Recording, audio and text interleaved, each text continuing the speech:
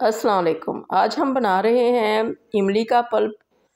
बहुत ही आसान और सिंपल तरीके से, देसी तरीके से, पंजाबी स्टाइल से, बिल्कुल सिंपल तरीका है और बहुत ही आसान है इस तरह से बना के रखना।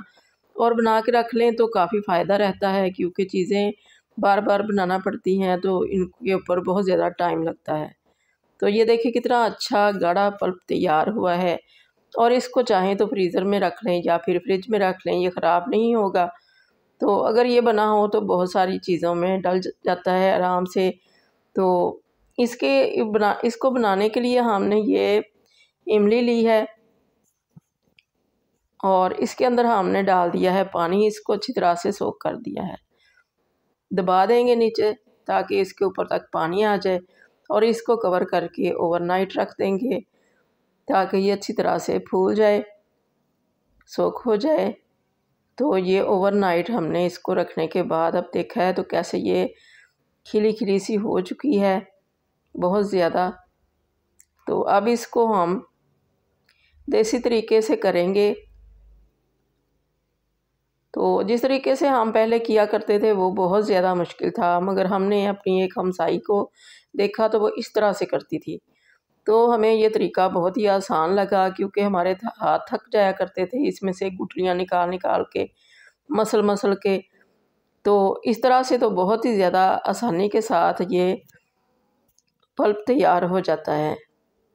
तो पानी हमने इतना ही डाला है जितना कि इसके लिए इनफ था, क्योंकि इसको हमने सिर्फ सोक ही करना था, क्योंकि इसके अंदर अभी पानी और भी जाना है। तो हम चाहते हैं कि हमारा पल्प जो है ये गाढ़ा गाढ़ा तैयार हो, तो इसके लिए थोड़ा थोड़ा सा पानी ही ऐड करेंगे। तो ये देखें थोड़ी ही देर में कितना ज़्यादा गाढ़ा हो चुका है ये पल्प। तो ज़रा सा इसको हमने 4 से 5 मिनट के लिए इस तरह से घुमाया, दबाया साइडों पे। तो अब इसको हम छलनी के अंदर निकाल लेंगे। हमारे पास ज़्यादा बारीक छलनी है, अगर थोड़ी सी खुले सुराख वाली हो छलनी तो वो ज़्यादा बेहतर है।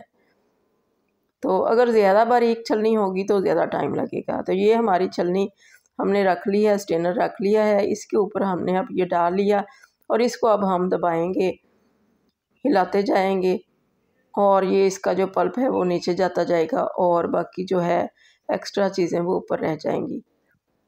तो इस तरह से हम सारा ही कर लेंगे ये डाल डाल के। तो जैसे ही ये सारा हो जाएगा तो इसको हम दोबारा से निकाल लेंगे, क्योंकि अभी इसके अंदर बहुत ज़्यादा पल्प बाकी है। तो इसको हम दोबारा से निकाल लेंगे, दबा दबा के इसको निकाल लेंगे नीचे ताकि ये चला जाए, मगर अभी ये ऐसे नहीं जाएगा। तो इसके लिए हम इसको दोबारा से पैन के अंदर डाल लेंगे। डीप पैन लें तो बहुत ही अच्छा है, क्योंकि डीप पैन के अंदर ये जो हमने मधानी ली है, जो लस्सी बनाने के काम आया करती थी पुराने ज़मानों में, तो इसके साथ बहुत ही ज़्यादा आसानी रही। और डीप बर्तन होगा तो ये बाहर नहीं निकलेगा। तो इस तरह से हमने बिल्कुल थोड़ा सा पानी ऐड किया है, तकरीबन आधा कप के करीब, और इसको दोबारा से घुमा घुमा के इसके ऊपर डाल दिया और इसको दोबारा से अब इस तरह से दबाएंगे ताकि ये सारा जो है इसमें पल्प नीचे चला जाए। अभी भी इसके अंदर काफ़ी पल्प है। तो इस तरह से हमने 3 से 4 बार इसको करना है। तो इस तरह से हाथ बिल्कुल भी थकते नहीं हैं, बिल्कुल भी कोई टेंशन नहीं होती। बहुत थोड़ी सी देर में बहुत आराम के साथ ये हमारा पल्प तैयार हो जाता है। और ये देखिए हमने ये 3 बार इसको किया है और ये देखिए आप काफ़ी ज़्यादा निकल चुका है और पानी पानी सा ऊपर से आ रहा है, जैसे कि बिल्कुल पतला सा पानी आ रहा है, गाढ़ा पल्प नहीं आ रहा चम्मच के ऊपर। तो ये इसकी निशानी है कि अब इसके अंदर कोई पल्प नहीं रह गया।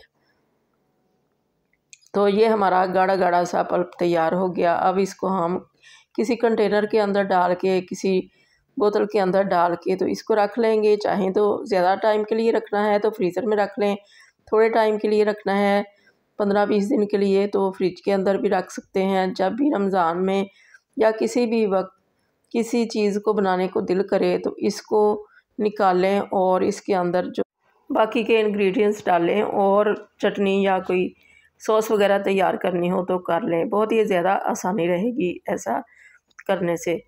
तो अल्लाह करे आपको ये हमारी रेसिपी, हमारा ये मेथड पसंद आए और आपको बहुत अच्छा लगे और आपके यूज़फुल हो आपके लिए। दुआओं में याद रखिएगा। अल्लाह हाफिज़।